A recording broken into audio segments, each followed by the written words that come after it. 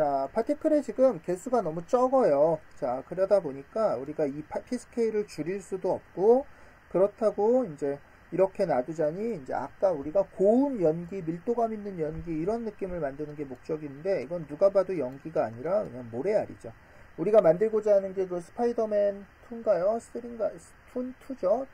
3인가요? 예, 거기에 나오는 그런 막 샌드맨 이런 거면 뭐 이럴 수 있겠지만 지금은 그런 설정은 아니에요.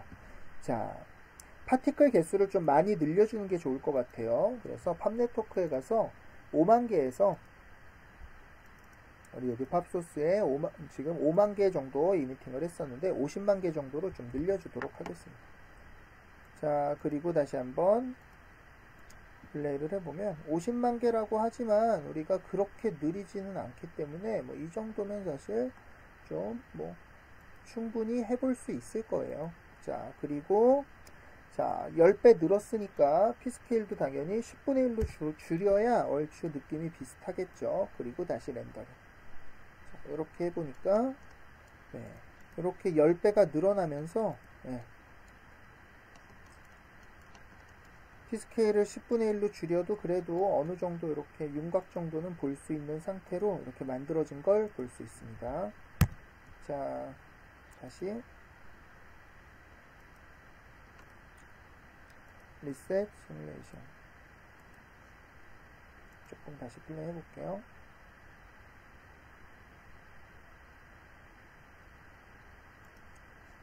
자, 그래서 이제 파티클 개수를 보니까 24만 개 뭐 이 정도 돼 있고요.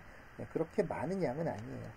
자, 그런데 이렇게 했음에도 불구하고 여전히 물론 샘플링 문제 이런 것도 있겠지만 여전히 그렇게 파티클이 많아 보이지는 않아요. 예, 많아 보이지 않아요. 이거보다 훨씬 더 많아야 무슨 모래알갱이 느낌이 날 것 같죠. 자, 물론 이것도 물론 P스케일을 조금 더 올려주면 자, 샘플링 뭐 이런 문제들이 얽혀 있을 거라 조금 더 이렇게 플레이를 해보고요. 자, 한번 이 상태에서 다시 렌더 해보면 지금 보면은 이렇게 픽셀이 깨져 보이고 이런 것들은 우리가 이게 파티클 개수가 적고 뭐 이렇다기보다는요, 그 뭐라 그러죠? 그 샘플링이 너무 낮아서 표현들이 제대로 안 되고 있을 가능성이 높아요. 그래서 이런 경우에는 만트라에 요 모션 블러도 돼 있죠. 요 만트라에 자, 이미지 픽셀 요 아웃풋 렌더링에 여기 샘플 33 돼 있는 거를 좀 올려서 한 77까지 올려볼까요? 자, 그리고 다시 렌더링 이렇게 해보면은 이제 조금 더 픽셀들이 이렇게 잡히면서 이제 아까랑 다르게 이런 움직임들이 조금 더 느껴지는 것을 볼 수 있고요. 이제 최종적으로는 이런 모션 블레드 때문에 이제 이 값을 더 높여서 렌더링을 하면 이제 조금 더 부드럽고 고와지겠죠. 그래서 느낌 자체는 이것도 나쁘지는 않죠. 그런데 이거보다도 더 부드러운 알갱이 느낌이 더 안 나게 더 부드럽게 하기 위해서는 역시나 파티클 양이 더 많아져야 돼요. 자, 그런데 이제 50만 개까지 뭐 글쎄 이 정도는 걸 수 있겠어 이럴지 모르겠지만 500만 개, 5천만 개 뭐 이렇게 더 늘어나게 되면은 시뮬레이션 자체가 꽤 부담스럽게 됩니다. 자, 그래서 이 볼륨 어드벡션하고 거의 이렇게 같이 가면서 쓰이는 이런 스킬이 있는데요. 바로 우리가 지난 시간에 같이 배웠던 웨지예요. 자, 우리가 지난 시간에는 블러스터의 이런 소스 종류들을 10개 정도를 바꿔가면서 이렇게 웨지로 그걸 자동으로 바꿔서 클러스터 시뮬레이션을 진행해 봤는데요. 자, 그거보다 더 많이 쓰이는 부분이 바로 이 볼륨 어드벡션하고 같이 묶어서 쓰는 건데 뭐냐면은 이렇게 파티클 개수를 50만 개씩 한 번만 렌더 거는 게 아니라 약간씩 랜덤 값을 줘서 여러 번 걸어서 파티클을 모아서 사용하는 거예요. 자, 그 말은 파티클을 모아서 사용한다. 그 얘기는 이제 웨지로 어떤 옵션들을 10번 정도 랜덤 값을 줘서 이렇게 여러 번 렌더 걸겠다는 뜻이고요. 자, 우리가 이렇게 볼륨 어드벡션을 쓰지 않고 그냥 파티클 노이즈 같은 계열로 작업을 할 경우에는 이 팝포스 이런 것들이 결국 뭐에 의해서 움직임이 결정되냐면 포지션에 의해서 결정이 돼요. 그러다 보면은 이렇게 움직이더라도 움직임들이 공간마다 다 이렇게 다른 움직임들을 보이면서 얘들이 이렇게 한 곳으로 모이거나 하지 않고 이렇게 퍼져나가고 이렇게 전체적으로 이미지가 희미해지는데, 볼륨 어드벡션 같은 경우는 우리가 볼륨 해상도에 따라서 이렇게 벨로시티 필드들이 정해져 있죠. 그렇다 보면은 얘들을 많이 넣어도 이렇게 뿌옇게 퍼지는 게 아니라 볼륨의 필드를 따라다니기 때문에 이렇게 그 뭐라 그럴까요? 그 덴시한 부분은 덴시하고 없는 부분은 없고 이렇게 이 이미지가 점점 선명해지는 식으로 작업을 진행이 될 수 있습니다. 자, 그래서 이제 웨지를 한번 사용을 해볼 건데요. 아웃노드에 가서 웨지 노드를 만들어 주도록 하겠습니다. 자, 웨지를 걸 곳은요, 바로 요 파티클 요 시뮬레이션의 결과를 우리는 웨지로 저장을 할 거예요. 그래서 랍 아웃풋 지오메트리를 파티클 요 아랫부분에 달아주고요. 여기다가 뭐라고 할까요? 질럿 PTS 이렇게 이름을 정해주고요. 자, $OS 폴더 하나 만들어주고, 그 다음에 우리 지난 시간에 배웠던 것처럼 웨지의 캐시들을 분리하기 위해서 웨지 폴더를 만들어주고요. $os.ff.visual.sc 이렇게 해서 프레임 레인지는 120프레임 정도까지만 계산을 하도록 하겠습니다. 자, 그러면 이제 이렇게 랍이 나왔으니까요. 이제 요거를 웨지 쪽에 가서 여기에 아웃풋 드라이버를 방금 질럿에 요거죠. 질럿 PTS 요 노드를 연결을 해주고요. 자, 그 다음에 이제 웨지 채널 바이 채널 요대로 놔두면 되고, 우리가 지난 시간에는 값을 0, 1, 2, 3, 4 이렇게 바꿨기 때문에 랜덤 샘플 끄고 작업했는데요. 이번에는 그냥 랜덤 샘플 이렇게 켠채로 작업하면 되고요. 자, 몇 개를 정도 시뮬레이션 할 거예요? 10개 정도 시뮬레이션 해보도록 하겠습니다. 자, 그 다음에 웨지 파라미터 추가. 자, 이제 이 파티클 시뮬레이션에 어떤 부분을 랜덤 값을 주고 시뮬레이션을 해야 될지 결정을 해야 돼요. 자, 그러면 우리가 여기다 무슨 노이즈 이런 걸 쓴 건 아니기 때문에 옵셋이나 이런 값도 없는데 어디다 과연 랜덤을 주면 좋을까 이렇게 생각해 볼 수 있는데요.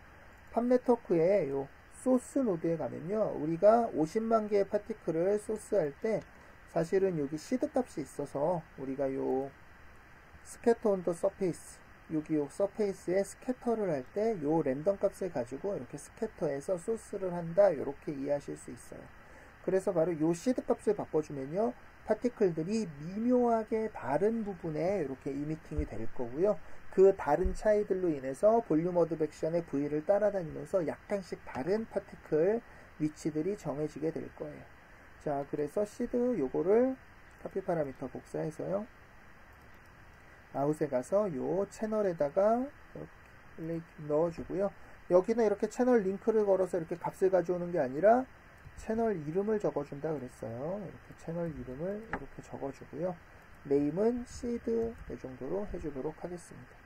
레인지는 이제 시드 값을 얼마부터 얼마까지로 10개 넣을 거냐, 그런데 어차피 랜덤 값이니까요. 그냥 충분히 적당히 큰 거를 넣어주면 이제 0에서 1000 사이에 랜덤으로 아무 값이나 넣어서 얘를 웨지로 시뮬레이션을 하겠죠. 자, 그러면은 이제 지금 우리 이렇게 10번 시뮬레이션을 할 건데요. 웨지가 어떻게 돌아가고 이런 거는 지난 시간에 다 배웠기 때문에 이 상태 그대로 랜더 웨지 이렇게 해서 10개의 50만 개짜리 파티클을 시뮬레이션 해보도록 하겠습니다. 랜더 웨지. 자, 이제 캐시가 다 구워진 걸 확인하러 가보면요. 자, 파일 로드를 만들어서 자, 아래를 살펴보면요. 자, GO에 여기 질럿 PTS 방금 만든 거에 웨지별로 이렇게 캐시들이 들어온 걸 볼 수 있고요. 자, 우리가 먼저는 여기 넘버링이 0, 1, 2, 3, 4, 6, 7, 8, 9, 10 이렇게 규칙적이어서 우리가 파일 머지를 이용해서 그냥 한 번에 가져왔었는데요. 지금 같은 경우는 이렇게 랜덤 시퀀스로 돼 있기 때문에 후디니 상에서 이거를 한 번에 가져올 수 있는 방법은 사실 딱히 그렇게 없고요.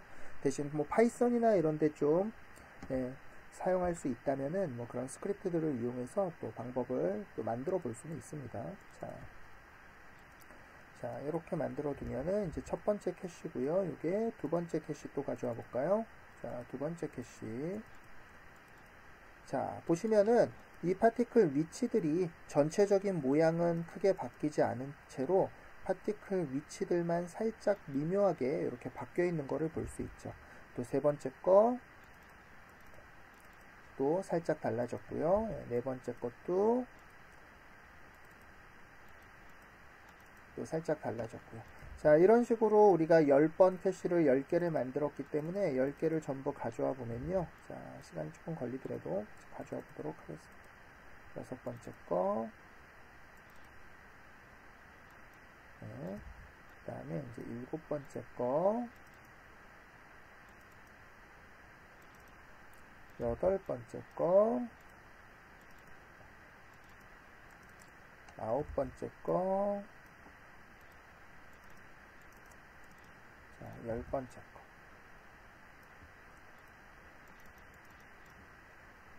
열 번째 거. 자, 그 다음에 이걸 전부 머지 해보면요. 우리는 이제 50만 개씩, 50만 개의 이미터를 이용해서 이렇게 캐시를 구했지만, 이것들이 전부 합쳐져서 이제 꽤나 빽빽한 이런 파티클 구성을 가지게 된 걸 볼 수 있고요. 자, 요걸 가지고 이제 아웃노드에 연결해서 렌더링을 해주면은, 자, P스케일은 더 줄여줘야 되겠죠. 이제 아까보다도 10배 늘어났으니까요. 자, 그리고 다시 한번 렌더링.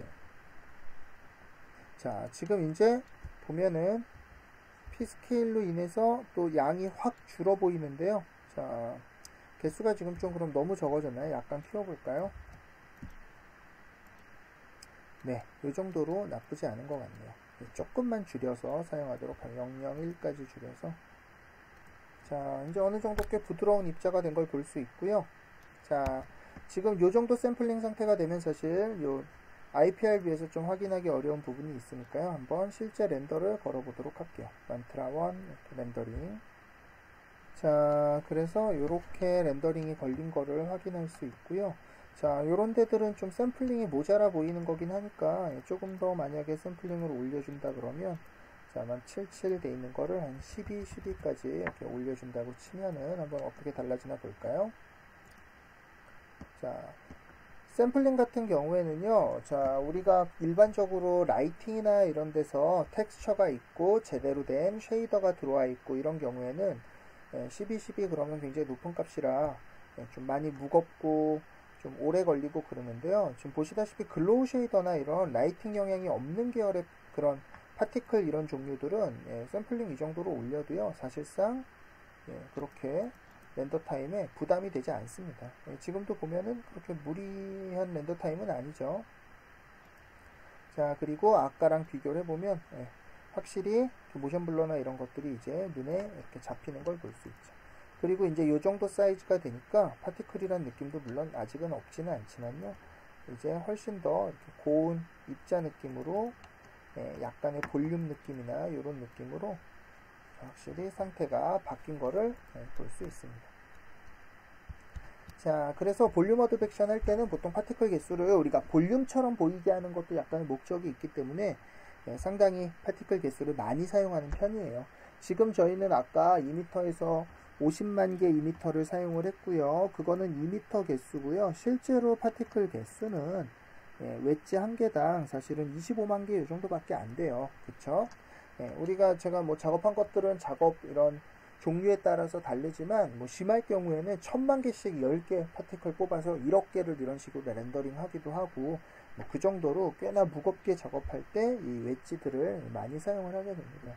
렌더링 자체는 파티클 1억 개가 렌더를 할 수 있지만요, 뭐 시뮬레이션으로 1억 개를 뽑는다 그러면은 또 메모리나 이런 것 때문에 이렇게 쉽지는 않거든요. 그래서 그런 경우에 뭐 1000만 단위로 이렇게 파티클들을 쪼개서 웨지를 이용해서 여러 번 시뮬레이션해서 그렇게 파티클들을 합쳐서 사용을 또 많이 하는 편입니다. 자, 그러면 이제 파티클까지 캐시로 다 구워졌고요. 자, 우리는 이제 요 렌더걸 목록들을 가지고요, 렌더 레이어를 한번 구성해 보도록 하겠습니다.